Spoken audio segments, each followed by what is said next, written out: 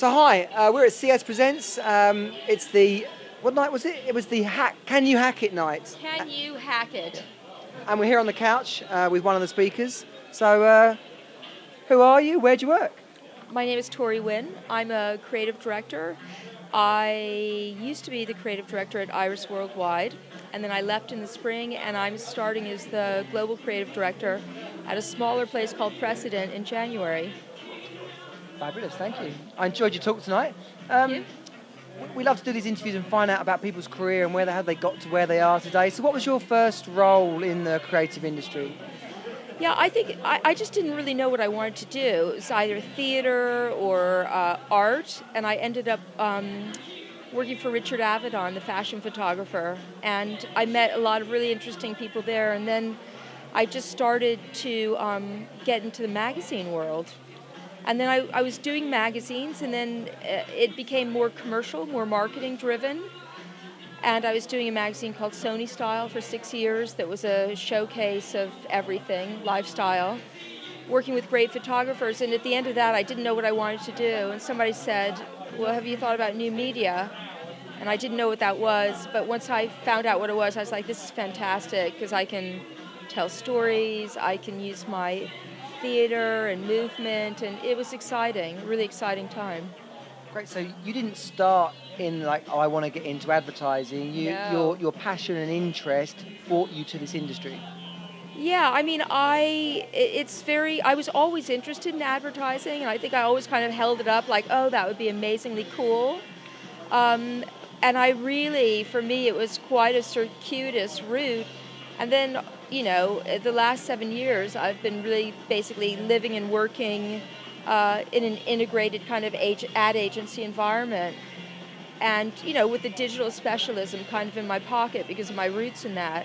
So I didn't start out with this is where I'm going to go.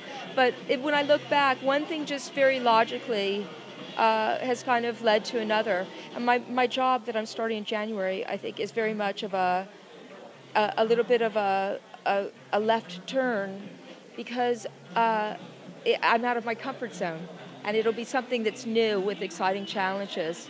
So I'm looking forward to it. I think you have to challenge yourself. And obviously you're in a senior position in the industry. Do you think promotions have to be hard-earned, or do you think it's your talent that gets you promoted? I think it's both. I mean, ideally, you're working at a place that's going to value the contribution that you're giving, and they're going to recognize what you're doing, and as part of that, they'll reward you.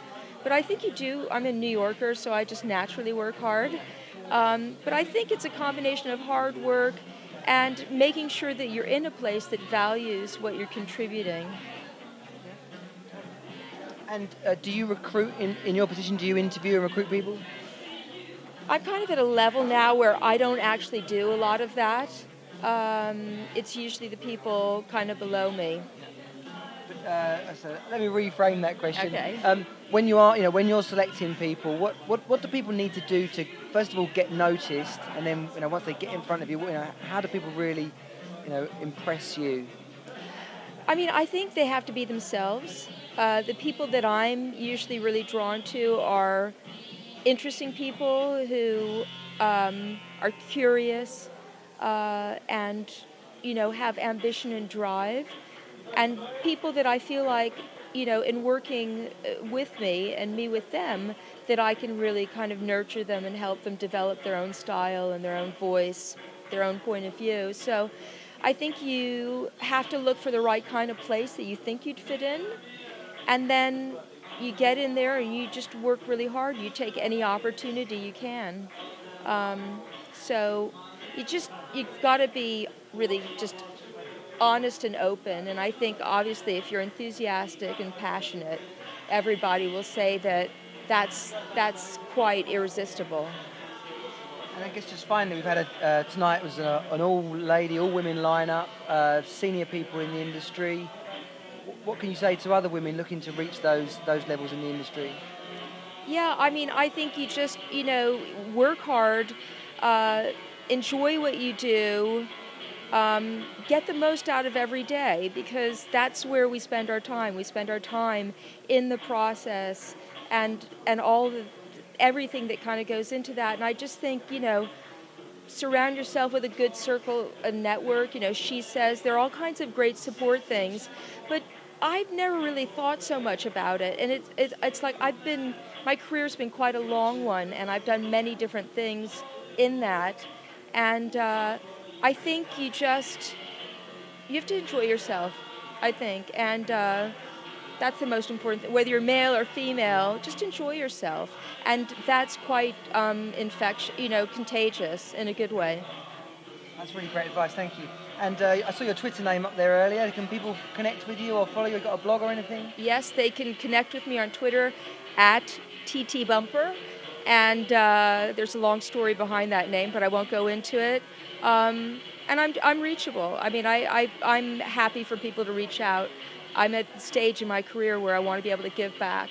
Yeah, that's brilliant. Well, you've just done that lovely tonight. Okay, so great. Thanks so much for your You're time. welcome. Thanks. If you enjoyed the video, please like it and share it with others. Source interview people from London's creative industry so you can learn from their experiences. To see more of our videos, subscribe to the channel now. And if there's someone you'd like to see interviewed, even yourself, then tweet us, put it in the comments, or get in touch via email. Thanks again.